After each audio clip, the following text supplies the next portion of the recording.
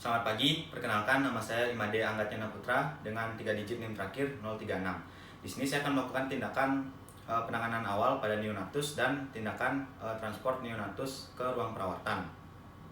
Nah, di sini sebelum melakukan tindakan kita harus memastikan dulu bagaimana riwayat antenatal dari ibu dan juga memastikan umur kehamilan dari ibu. Nah, di sini untuk riwayat antenatal dari ibu, kita harus mencari tahu apakah ibu memiliki riwayat seperti hipertensi, diabetes, ataupun riwayat seperti pecah ketuban dini. Kemudian kita juga harus mencari tahu umur dari janin apakah cukup bulan atau tidak. Nah, pada kasus itu ibu tidak ditemukan adanya riwayat antenatal berupa hipertensi ataupun ketuban pecah dini. Kemudian untuk umur dari janin itu sendiri cukup bulan.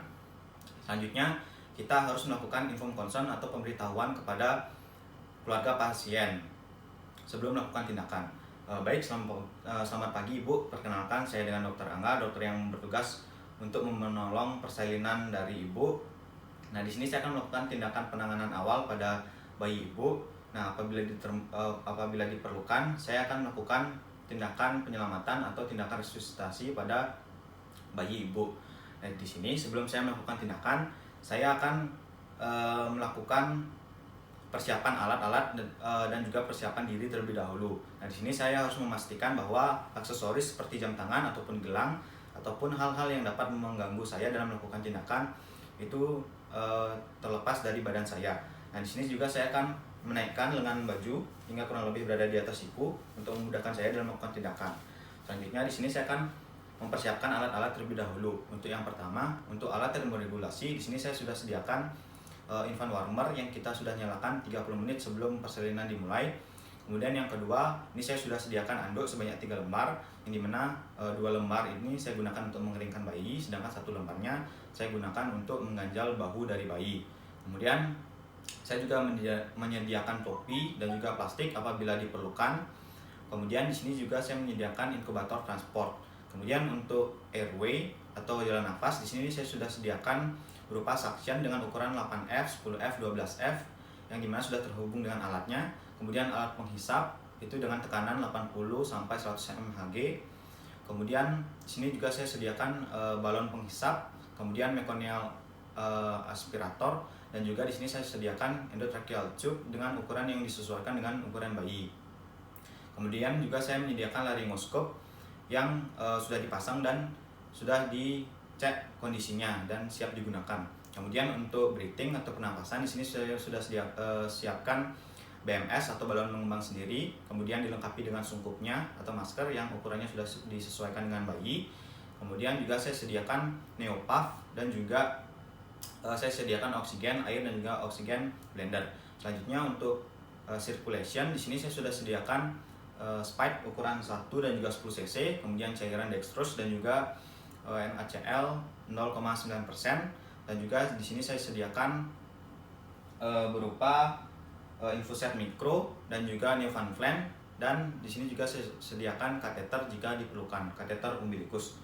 Kemudian untuk obat-obatan, di sini saya sediakan norepinefrin dengan dosis 1/10.000 dalam spike 10 cc, kemudian juga dopamin dan juga dobutamin. Kemudian untuk alat evaluasi yang akan saya gunakan itu saya sediakan stetoskop, kemudian alat untuk mengukur saturasi dan juga glukometer, dan juga di sini saya sediakan stopwatch atau timer untuk menghitung waktu saya dalam melakukan tindakan. Nah, ketika alat-alat sudah tersedia, di sini saya akan mendiskusikan mengenai rencana yang akan kita lakukan dan juga membagi peran dari masing-masing anggota tim. Nah, idealnya pada tindakan ini adalah dilakukan oleh satu tim yang dimana itu terdiri dari 3 orang. Yang dimana orang pertama itu bertugas untuk menjaga airway dan juga breathingnya, kemudian orang kedua untuk menjaga circulationnya, sedangkan orang ketiga itu bertugas untuk monitoring dan juga mempersiapkan alat-alat. Nah, kemudian yang selanjutnya adalah sebelum melakukan tindakan, saya akan melakukan tindakan aseptik terlebih dahulu. Di sini saya akan mencuci tangan mulai dari telapak tangan hingga ke siku.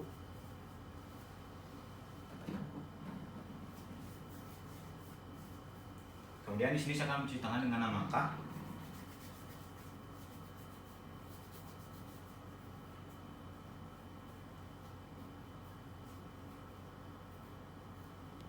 kemudian di sini saya akan menggunakan APD berupa masker, kemudian apron. Nah, kondisinya di sini saya sudah menggunakan jas lab, jadinya saya tidak menggunakan apron. Kemudian di sini juga saya akan menggunakan handscoon.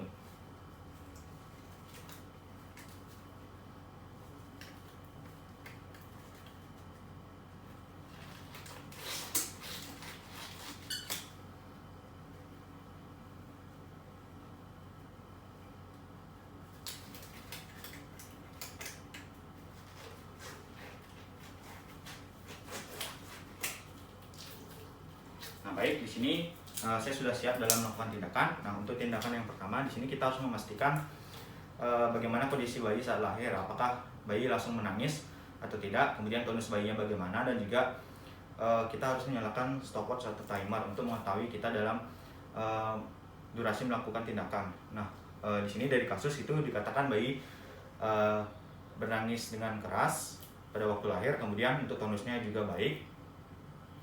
Kemudian di sini juga saya sudah nyalakan timer untuk mengetahui waktu saya dan melakukan tindakan. Kemudian untuk selanjutnya di sini saya akan melakukan tindakan yaitu menghangatkan bayi, karena bayi cukup bulan. Di sini saya tidak balut bayi dengan menggunakan plastik dan juga memberikan topi. Nah, di sini saya akan mengeringkan bayi terlebih dahulu. Di sini akan saya keringkan, dan juga bayi sebelumnya akan saya letakkan pada infant warmer yang sudah kita nyalakan. Kita anggap ini adalah infant warmer. Kemudian bayi akan saya keringkan terlebih dahulu, mulai dari kepala hingga ke kaki.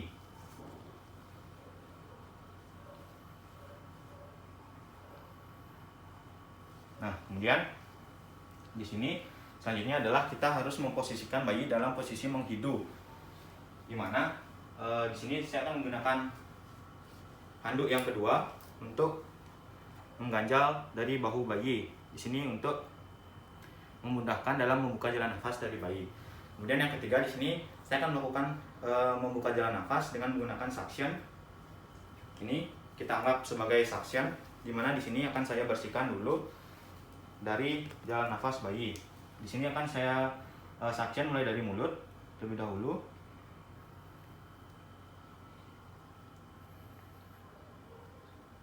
Kemudian ke hidung.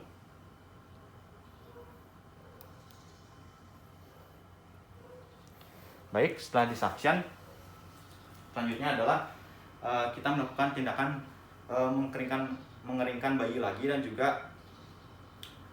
merangsang taktil pada bayi. Nah, di sini akan saya keringkan bayi kembali. Di sini akan saya keringkan mulai dari kepala hingga ke kaki.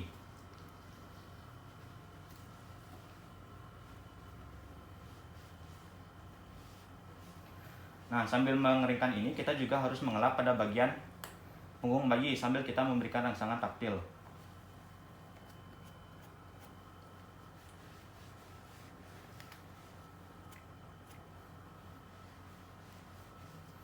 Nah, ketika bayi sudah kering dan juga rangsang taktil sudah kita berikan, selanjutnya kita harus mengganti handuk dari bayi dengan handuk yang kering.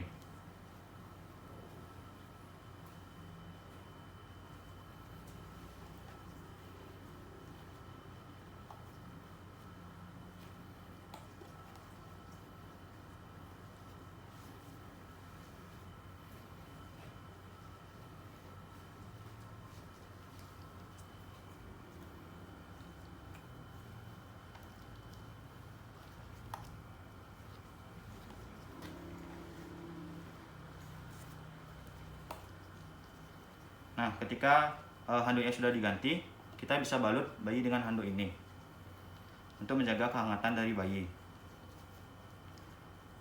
Nah, kemudian selanjutnya di sini saya akan melakukan evaluasi dari bayi. Nah, di sini bertujuan untuk mengetahui bagaimana kondisi usaha nafas dari bayi, dan juga bagaimana kondisi denyut jantung dari bayi, dan juga di sini saya akan mengamati bagaimana warna dari bayi.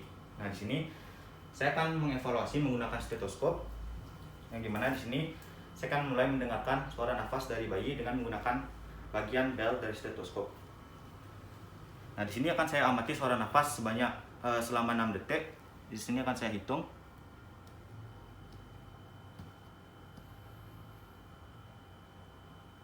Baik, selanjutnya di sini saya akan melakukan mengevaluasi dari denyut jantung bayi. Di sini juga saya akan amati selama 6 detik.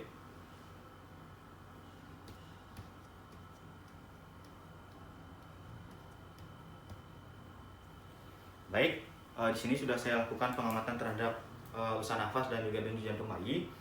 Itu ditemukan untuk usaha nafasnya itu normal, tidak ada suara-suara seperti kelainan nafas. Kemudian untuk frekuensinya juga normal. Kemudian untuk denyut jantung bayi itu sendiri, setelah saya amati juga denyut jantungnya itu normal, frekuensinya itu 100 kali per menit, dimana itu normal. Kemudian untuk warna dari bayi, di sini saya melihat warna bayi itu kemerahan, tidak ada warna-warna kebiruan yang menandakan sianosis atau kondisi kekurangan oksigen. Nah, selanjutnya di sini saya akan memperhatikan apakah ada mekonium atau tidak. Nah, di sini dari hasil pemeriksaan saya tidak menemukan adanya mekonium, yang dimana jika ditemukan adanya mekonium, jika bayi itu bugar, nah bayi dikatakan bugar itu adalah usaha nafasnya baik, jantungnya itu lebih dari 100 kali per menit, dan juga tonus ototnya itu baik.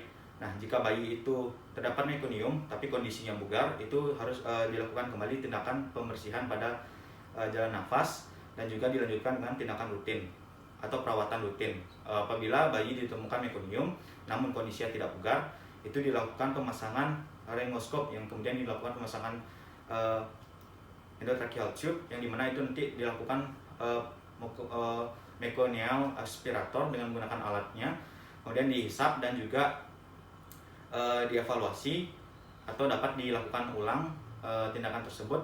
Jika denyut jantung bayi kurang dari 60 kali per menit, itu dapat dilanjutkan dengan dekompresi dada. Nah, kemudian untuk tindakan awal ini sudah selesai.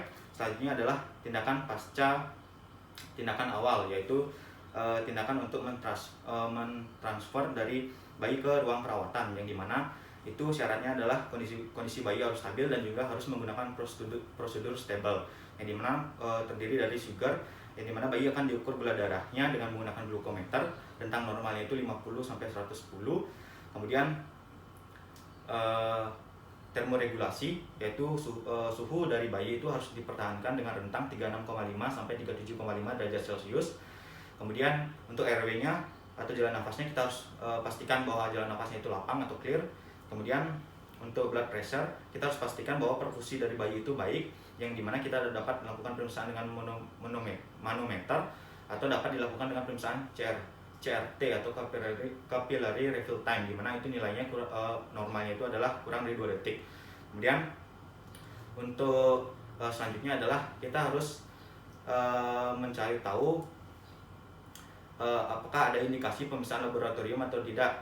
Jika bayi memiliki indikasi harus dilakukan pemeriksaan laboratorium, kita dapat melakukan pemeriksaan laboratorium terlebih dahulu. Tanya adalah emotional support, di mana kita harus melakukan KIE kepada keluarga pasien mengenai kondisi bayi saat ini. Baik, jika pasien sudah stabil, itu dapat kita transport ke ruang perawatan. Baik, sekianlah untuk tindakan yang dapat saya lakukan. Setelah melakukan tindakan, di sini saya akan melepas kembali APD. Dan juga saya akan mencuci tangan kembali.